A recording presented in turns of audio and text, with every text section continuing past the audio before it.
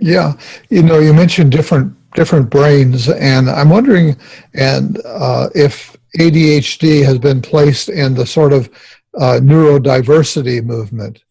That some other diagnostic categories kind of say, "Hey, this is our brain. This is who I am. This is how it works," and I just have a different kind of brain that society needs to get used to. Well, look, I mean, that's of course something that somebody can express as they get older and older. A 7-year-old. Not kids, I know. Right. I mean, that's the thing. A 7-year-old kid. Right.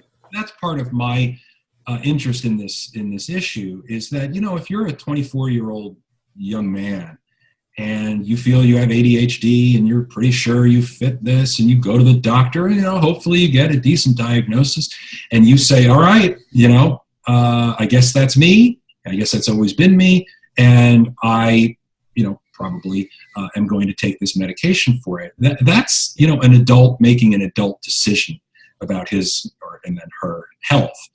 I think with a 7-year-old, you have the issue of no informed consent. The child doesn't necessarily know or understand what it is that's going on. And that's where a lot of my compassion comes from.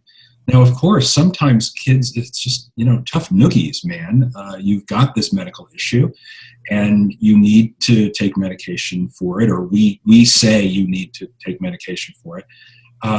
And that's just the way it is.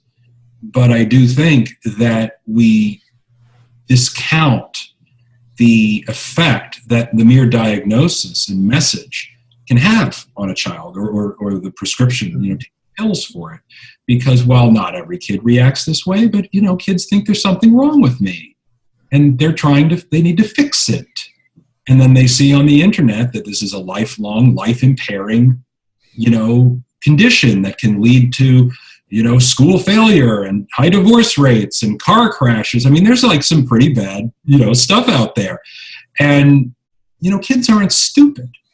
And a diagnosis, whether right or wrong, but it's particularly, it's informative and important when it's correct, and downright tragic when it's wrong. It changes their personal narrative forever. It changes their self-image. And maybe in the cases where they really do fit the ADHD construct, that's just something that that just is part of the cost of handling it what we consider properly. That's just the way it goes.